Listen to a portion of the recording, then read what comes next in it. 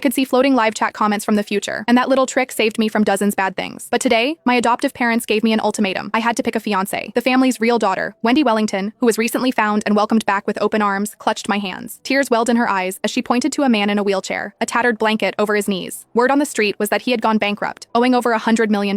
My health is too fragile for a hard life, Wendy sniffled while trying to hide her smirk. What would people say if the real heiress was seen riding a public bus? You're so much stronger than me. Do this one for the sake of the family. She glanced over at a guy leaning against a blood-red Ferrari nearby. I'll handle the billionaire's son, she added quickly. You shouldn't be blinded by money to make a mistake. I looked at Harry in the wheelchair. Floating right above his head was a wall of glowing comments. LOL. She's dumping the city's richest hidden billionaire for a guy who's going to prison next week? He's only playing broke and disabled to catch his rivals off guard. Once he clears his name next month, his net worth is going to skyrocket. I squeezed my sister's hands tight, and a sweet smile spread across my face. Since you've put so much thought into my future, I would hate to disappoint you, I said. I'll take the guy in the wheelchair. My adoptive mother, Sarah Wellington, slammed the agreement onto the table in front of me. Sign it, Clara. After today, you don't get a single dime from this family. I picked up the waiver of family trust fund rights and flipped through the pages. Wendy leaned against Victor Jackson, her new fiancé, giggling into her hand. Don't feel too bad, Clara, she purred. Marrying Harry is a generosity. A bankrupt cripple and an adopted orphan, people will say it's a match made in heaven. My adoptive father, Killian Wellington, tapped his knuckles on the heavy mahogany desk. We raised you for 20 years. It is fair not to ask for anything in return. I flipped to the final page and hovered my pen over the signature line. Once I sign this, any future favors you ask from me will be treated as loans, not debts of gratitude. Sarah's face instantly darkened. You haven't even left this house and you're already saying all these. I pressed the pen to the paper and signed my name. A string of bright comments floated across the pages. Sign it. That paper won't even be worth using as toilet paper in a month. She's walking away from a few million to claim a multi-billion-dollar empire. I pushed the agreement back across the desk. Keep it safe. Don't come crawling to me when your pockets are empty. I do not owe you a dime. The smile froze on Wendy's face. Harry brought me to a rundown, leaking apartment on the edge of town. The door lock stuck 3 times before it finally clicked open. In the corner, a plastic bucket caught drips of water from the ceiling. He wheeled himself over to the small table and set down 2 plates of instant noodles. This is all I have. I sat down and took the spoon. Hope it's delicious? He paused, staring at me for a split second before sliding a small shaker over. Are you not going to whine and complain about this? Back at my family house, I said, while taking a mouthful. I only got cold leftovers after washing the dishes. I quickly finished the noodles and picked up the plate. Harry stared at me. Did you really eat that all? 2 plates for $1. Nothing gets wasted. I picked the plate up and picked every noodles left, putting them in my mouth. His fingers tapped twice against his armrest. Clara, you don't need to put on an act to prove you're poor. I set the empty plate down. And you don't need to play the tough guy. I know your leg hurts. His brows furrowed instantly. Who told you that? A floating comment hovered right near his knee. His old injury is flaring up. The pain relief balm is on the 3rd shelf of the cardboard box in the corner. I walked over, dug through the box, and pulled out the bottle of balm. Harry reached out to block me. Don't bother. If you pass out from the pain, who's going to sign our marriage certificate tomorrow? He hesitated, then slowly dropped his hand. I rolled up his pant leg and hurled the balm into my palm. A deep, faint scar stretched across his leg. As I rubbed the balm on it, his muscles clenched hard like rock. Tell me if it hurts. You seem pretty experienced at this, he muttered, his voice tight. My